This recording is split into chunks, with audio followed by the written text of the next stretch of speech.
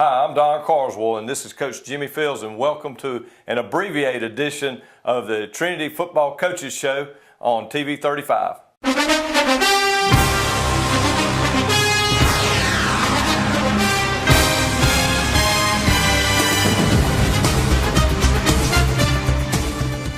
We had a unique week this week, Coach, probably like none other that Trinity's ever had, making it on Monday Night Football. Yeah, a lot of happenings with the recent weather. You know, we had something earlier back in September, where we had to at first try to reschedule and ended up having to postpone. Of course, it was a non-region game. However, for most schools around this part of Georgia, these were region games that had to be played. So last week with Hurricane Matthew rolling in and the uncertainty there were some games being played on Wednesday. There were some games, originally our game, obviously Friday, we rescheduled for Thursday, was unable to happen. Right. You know, the weather wasn't so much a problem, but all the, the mass evacuation and Pinewood being in Belleville there, right close to the coast, it was no way we could play Thursday. Then over the weekend, of course, Belleville, like so many folks here in this part of Georgia, especially near the coast, was impacted by the weather, without power, tree lines or power lines down, things like that. For a little while, Don, a lot of viewers don't know this, but we weren't for sure we were going to even play on Monday. Right. But we got the word Sunday afternoon that power was restored there at the school, so things were up and running. Had a makeshift. Those who were at the game saw a makeshift scoreboard. Right. That's right. There. They lost their scoreboard due to the hurricane, but a good region contest. Disappointed in the loss, but very pleased. This football program, I think, took a step Friday night there at Belleville. Well, it was a quality game, and it was worthy of Monday Night Football. It was probably one of our most competitive games all year. Unfortunately, we did come up on the losing end 21-14 when we weren't able to recover an onside kick. We didn't come out on the right end of that, but it's probably one of the best played games against a quality opponent that we've had in the last couple of years. Yeah, this you'll look back, my second year here, I think this is one of those games, I know I look as being the head coach as a kind of a standard mark, to where you can mark, hey, this was a night, these were 4 quarters of football that our kids, our players grew up, that took hold of some things, and did some things not out of character. Right. Because, you've heard me say this, Don, character's not an issue. Our kids work as hard, quality kids, I'll take our kids over anybody. Right. However, going out and executing, on Friday night football, this time Monday night football, right. That's quite a challenge. That's, why we got viewers watching high school football, and I'll tell you, what they did, Monday night against a very tough, formidable region opponent, Pinewood. They played a hard-nosed football game. Right. They played not just to compete. Our kids played to win. And I know, obviously, parents and coaches and viewers very proud, but those kids were disappointed. They were heartbroken, and I'm glad they felt that way. They felt like they should have won that ball game, and that's what you want.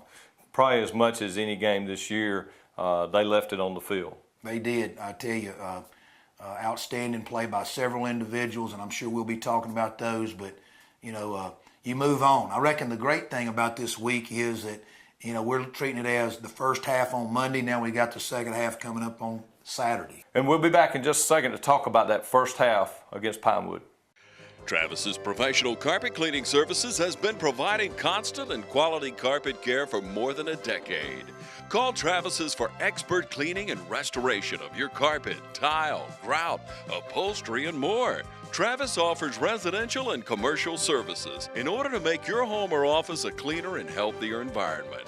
Travis's Professional Carpet Cleaning Services, a leader in Lawrence and surrounding counties for more than a decade. Call now at 278-4373. Brisket's more than just meat. When done right, it's a mind-blowing experience, thanks to its bold, smoky flavor. Dark, barky outside, and moist, tender inside. It's one of the wonders of the barbecue world, and it's smoked and served daily at Sonny's Barbecue. Come try a new signature brisket plate like Brisket Mac for $9.99 or brisket with ribs or pork and 2 sides for a limited time. Sonny's Barbecue, local pit masters since '68. Hello, I'm Larry Dean, and I want to take the politics out of the Lawrence County Sheriff's Office. We have got to bring common sense back to Lawrence County.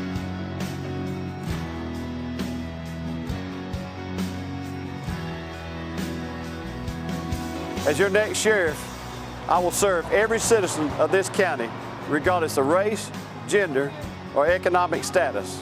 The days are over where a select few have access to the sheriff.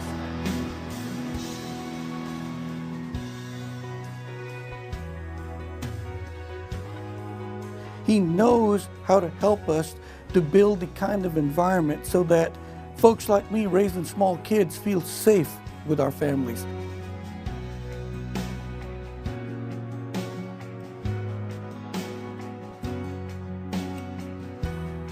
I'm Nelson Carswell, and I'm supporting Larry Dean for sheriff. I'm Larry Dean, and I approve this message. Welcome back, folks, and we want to talk about that first half. I know it had to be a unique, different starting time, different day. Everything was different about that game. How'd you get the kids prepared to come out ready to play to start the game? Schedule. I mean, anything, I reckon in sports, high school football is no different. You almost go back to military structure and schedule. And it's playing on a Monday. It's not Friday. There's no school on Monday. Our fall break holiday. So there's a lot of things. We brought the kids in a little early, let them sleep in Monday, brought them in, did some walkthrough, did some film, did some things here before we ever got on the bus. Even in our travel, we had to, we ate pregame meal there in Metter. We had to get off 16 because 16, even on Monday, was quite crowded. So we had to get off 16 and take a 2-lane back way there into Metter. So that's a little different. But after pregame, I think you count back from that kickoff time. You just move and adjust your schedule. And from that point, when kids are on a bus and in the routine of whether it be the pregame meal or pregame team devotion by Coach Clint Crozier, that when you start falling into the schedule. And so our kids, from that perspective, they were ready to play. Well, we came out and we took the ball to start the game. I know you like to do that as much as possible, especially on the road. Yeah. And tell us about those first couple of drives. Well, we opened up. We got a couple of first downs. We moved the football. Our offensive line, had some struggles early, but adjusted as the game went on. And, the offensive line, led by, seniors, led by a couple of seniors up there, actually 3.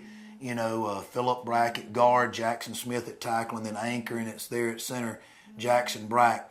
A couple other kids there, a new position this week. Kean Taylor playing guard did a good job, as well as our sophomore tackle, Kalen Williams. Right. Some tight ends in there that have normally been playing offensive line. Grant Grosh, a sophomore, and also sophomore Sidney Carlson did a good job. Some new positions, and it's all about blocking. Tight ends. Anytime you talk to somebody about playing a tight end, they think about catching a ball. But Coach Bryant said there's 2 things that can happen when you throw the ball, and or 3 things, and 2 of them ain't good. Yes. And but we, I think our viewers saw in the first half there, and like we've done, you do have to throw the ball. So we came out, trying to be balanced, throwing the football to open up the run. Was able to do that. Right. As we worked into the second quarter. Mm-hmm. That's the thing that I was pleased with. As the game went on, things happened. They get the football, they're on their home field, and a very confident football team in Pinewood, and put together their best drive. Right. And obviously, as watching, I'm a spectator too, right. On these high school games, and watching it, you wonder, okay, how are we going to respond? That's right. Because this don't look good. However, we responded in a very positive fashion. I would say that our defense responded very well, and as we worked into the second quarter, you could feel the momentum. You could feel our defense not just making plays, but playing with confidence and expecting to stop them, and that showed. They did a great job Don, of, let's talk about defensive pressure. Right. You can draw X's and O's and those grease markers, I still call them, it's about the Jimmies and the Joes. That's right. And our Jimmies and Joes really got after it, there in the first half. In fact, their first play after they scored came back, Chase Autry and Griffin Hill had a big sack there and pressure on their quarterback. So that was key, for our defense. And then as we ended the half, we were behind 14-0, but shortly there before halftime, we put together a good drive, running the ball, mixing it with the pass. Whit Mason got better. Had a little struggle there early, but I tell you what, he responded. Right. As well as those folks around him, and he really executed the offense well enough to throw a touchdown pass to Will Clardy as we were in the red zone right there before half. So that gave us some momentum. You're down, but you just score. It's 14-7 at half. It felt like the key to that first half was they came out there. Pinewood's always going to be a physical team, and they're going to have intensity. It's just what they're about. They had some kids that were at that edge with their intensity, and I guess you got to be really pleased that your kids match that intensity. It's real easy on the road. You get down a couple of touchdowns and fail to meet that intensity, and that's what we were able to do. And going into halftime, I actually think we had outgained them in the first half, even though we were down 14-7. We did. Obviously after the first quarter, that wasn't the case. Right. But you could tell even at the end of the first quarter, we were gaining ground, both offensively and defensively. Unfortunately, Pinewood's a good football team. Our next step now, we can't spot people. We can't give up big plays. We got to, start a little faster, than we did. And that's why I believe we found ourselves down a touchdown. As good as we played, we're still down, 14-7. Right. We'll come back in a minute and go over that second half with Coach Fields. There's more than one way to get professional lawn care. Do it yourself, like this homeowner, with whatever this is. Pros use reliable, powerful Gravely equipment. This homeowner gets by with something else. Gravely delivers the high performance and quality professionals stake their reputation on. Gravely outpowers, outlasts, outperforms. Get what the pros use. See Myers Equipment and Supply for details.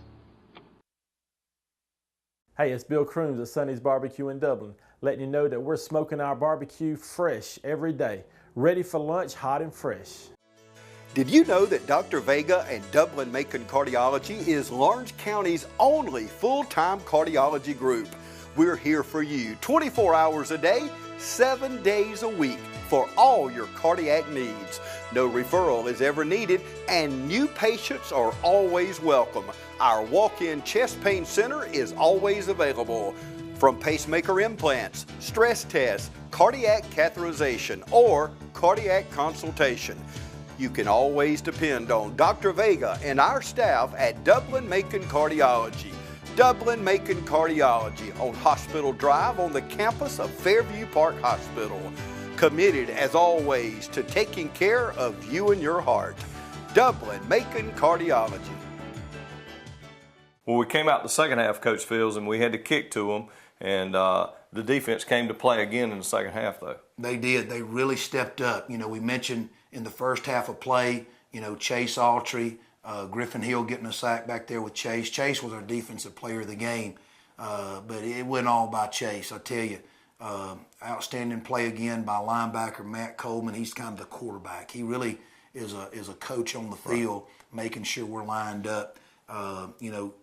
Kean Taylor, did a good job there at outside linebacker, defensive end, as well as I mentioned Griffin Hill. On the interior, sophomore Sidney Carlson continues to get better, as he's competing better and better in each week. Young freshman Daniel Lindo, had his bumps and bruises. It was good for a freshman, right? To go to Belleville and learn what high school football is about. So Daniel grew up a little bit, but played hard and made some good plays. Will Clardy, on defense, we mentioned him catching a touchdown pass. Most of our kids are playing both ways. He played well and got some quarterback pressure, attacking the football. Our perimeter play in the secondary, probably as good as I've seen it. Our best pass coverage You know, people talk about, do you zone coverage, do you man cover, you cover 2, cover 3, sacking the quarterback. That's pass rush is the best. They say that's the best. That's the best pass we defense love there that. is. You know, whether you're a Friday quarterback or a Sunday quarterback, ESPN, you know, wants to talk about the quarterback. You know, anybody can throw in 7-on-7. These summer drills when there ain't no pass rush. Right. But even Tom Brady gets nervous, you know, and he don't look so good and don't have a good game when he's getting hit. That's right. And so our defense did a good job. But our secondary, you know, put themselves in position. You know, junior Gabe Meadows is a leader back there, playing very well, making plays, getting the other kids lined up. You know, we had a freshman, Colin Crozier. Our viewers, Trinity folks, know him as our kicker. Right. You know, but you know, I don't know how much he was concentrating on kicking before the ball game. He was a little uptight and anxious about playing defense, but you can tell as the game wore on, he made some key tackles in the open field and some good hits and played well back there, along with Jake Walker and William Gay. And I tell you what, the viewers who were at the game probably saw one of the more spectacular plays. I know what you're going to talk about. When Jake Walker actually ran down the guy he was supposed to be covering. Right. You know, and their number 9, their senior. Big kid too. Made a great play, made a great catch. And Jake not only tackles him, of course, William Gay's over there helping tackle, and Gabe Meadows making a big hit there. But as they're making the tackle, Jake actually strips the ball. And it reminded me, and I reckon I'm showing my age, years ago of the Miami-Alabama game where George T., you know, did the same thing to a Miami receiver as he's running in for a score. He just stripped the ball. So I know Jake's a great kid. It's almost like he was stealing something, you know, that didn't belong to him. But this case, the stealing was good, taking that football from a kid. And, you know, it's funny, Jake comes off the field, and he's getting high-fived and celebrating there, but he also knew he got beat deep. Right. So he took a little chewing there, but I tell you what, it's fun as a football coach to be chewing on a kid for getting beat deep, but smiling because he made a good play. Right. He's probably got the best ball skills of anyone on the team. I know he went up for one catch earlier in the game, and it just looked like an interception, and all of a sudden here comes Jake out of nowhere to take the ball. And all that time playing baseball through the years has probably helped his hand-eye coordination. You know, I think, you know, obviously people there saw, you know, Jake's performance both defensively. He also had a tipped ball that William Gay had a big interception for us there. And, of course, like you mentioned, Jake made some big plays for us offensively, and I think that was indicative of our entire team. You know, Jake, you know, obviously gets the spotlight. He was our player of the game offensively. And made some good plays defensively. But, you know, we had several players like Jake. That was kind of the mood of our football team. You know, not just playing hard, but we're going to make plays. Right. We're going to make plays. Why? To win. And so that was indicative of our entire football team. But proud of Jake and many others there with him that were stepping up, making plays as we go into that fourth quarter. Right. There's a couple of key plays. One a little bit earlier in the second half, and then one late in the second half, and they both happened at that same end. One on special teams that ended up biting us in the bug, and then we'll talk about the other one later. But tell us about that. Sudden change there late in the third quarter. We had a miscue in special teams there and turned the ball over. So they get the ball on the 7. And we talked about that, you know, after the football game yesterday, Tuesday, in our follow-up evaluation type practice, and talked about those things are going to happen where there's sudden change. And there was one time that they responded well to sudden change. Coach Fields made a bad call, you know, one of many, you know, that I make every Friday night, this time on Monday night, faking a punt. Didn't work. They're deep in our territory. Sudden change. Our defense holds them. They try a field goal. They don't get it. They responded to sudden change. This case, we didn't respond to sudden change. They get it at the 7. They score. They're up now 21-7. Our kids are not phased. Not phased. They come right back and score and make it 21-14. Another pass. We get in the red zone, running the football, doing well, and then make a play, you know, throwing the ball again to Will Clardy, and he made a great play on the ball. Great throw by Whit Mason, and great protection by our offensive line. However, those the folks who were at the game, viewers who may not be at the game, disappointed. We had 2 opportunities in the red zone that we didn't come away with points. As you mentioned, one being a 4th down and 4 play and a miscue, we just, didn't make a play, right there. So we turned the ball over, actually with an interception there, and on that 4th down play. And then we're 4th and goal on the 1-yard line, and a very, I'll put it this way, a very questionable spot by one of the officials. There seemed to be some confusion because originally the umpire, who isn't responsible for spotting it, placed the ball a yard deep in the end zone where Witt's laying across the goal line. But, you respond and overcome. Yeah. Defense holds them. We end up, scoring there actually to make it a 21-14 game late. And our kids, were ready to kick the onside, ready to get the ball and go win the football game. Unfortunately, didn't get the right bounce for us on the onside kick. Yeah, we'd like to have those 2 minutes. It was, it wasn't like it cost us a score. It just cost us 2 minutes because we came and scored 2 minutes later, and you could have played it out and probably let the defense have a chance to stop them instead of doing the onside. And those are things that happen in close games like that. It was a tough, hard-fought 21-14 loss to a good team. They played well against, I think they had a close game a couple weeks against Frederica. So we knew they were going to be a tough team. Now we got to turn it around and get ready real quick for senior night, and we'll come back and talk about that in just a second. Hi, my name is Heath Taylor. I'm the President and CEO at the Dublin-Lawrence County Chamber of Commerce, and I want to invite you to join me on Thursday, October 13th at Middle Georgia State University at 6 p.m. in the Student Center for our Sheriff's Debate. Sheriff Bill Harrell will be joined by Republican candidate Larry Dean. Both of our candidates will share their platform, and they want to answer your questions. To have your question presented, please send it to us at the Dublin-Lawrence County Chamber of Commerce. You can submit your questions via email to htaylor@dublin-georgia.com, or you can call us at 478-272-5546. And want to remind you that Thursday, October 13th will be another great day for business in Dublin-Lawrence County. Get great fall savings at Mid-State Pools and Spas. Come visit our showroom on Veterans Boulevard and see our selection of pool and patio furniture. Every size, every shape, every style. All made in America and complete with a lifetime warranty. When quality counts, shop the selection at Mid-State Pools and Spas. Mid-State Pools is a proud dealer of telescope and peak season furniture. Also see our great lineup of Grizzly coolers built for a lifetime.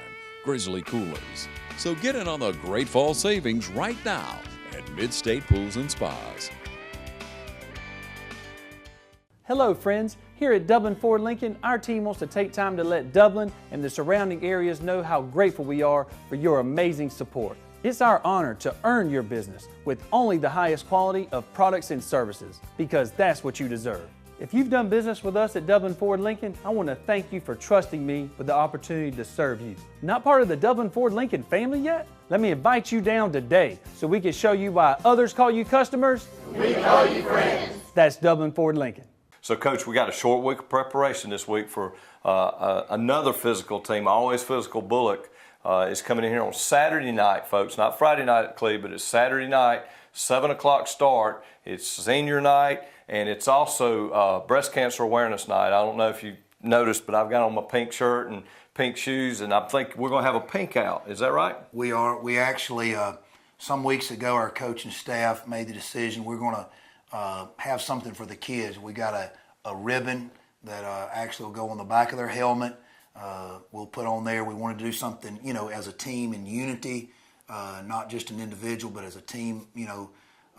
Obviously, so many families affected by, cancer, and many of our families here at Trinity, certainly on our football team and coaching staff, and we just want to, respect those individuals and those families who've gone through this horrible disease, and certainly through God's grace, and many people have been healed, and but God's grace is with us. But we also just want to be, paying a tribute to the grace of God over these families' lives who's gone through that.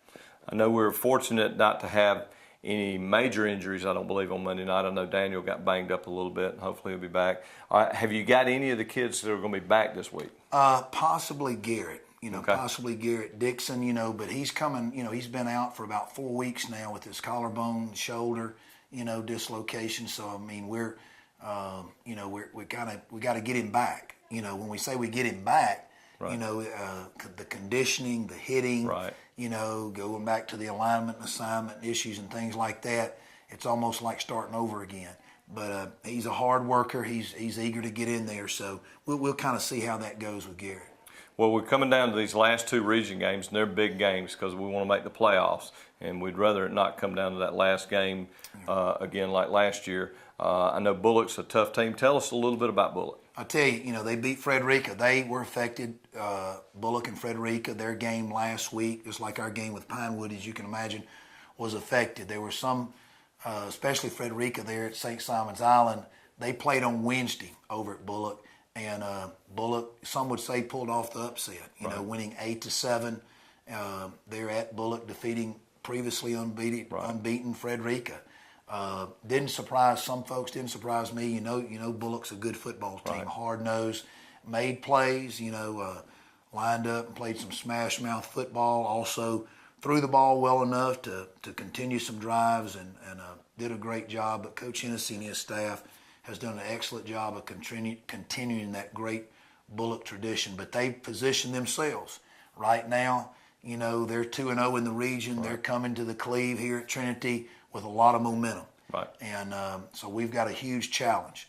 We need to win.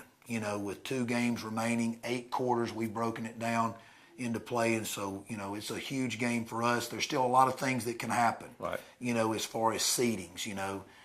We do match up against Region 1, the Atlanta region. We could find ourselves, first of all, out of the playoffs. Right. We could find ourselves as a 4 seed, a 3 seed, a 2 seed, So there's a lot to play for, and our kids are aware of that, and they're looking forward to Saturday night. Right. Well, we'll be circling the wagons with the team we got to go out there on senior night, and we look for everyone to come out Saturday night, and we'll see you next week.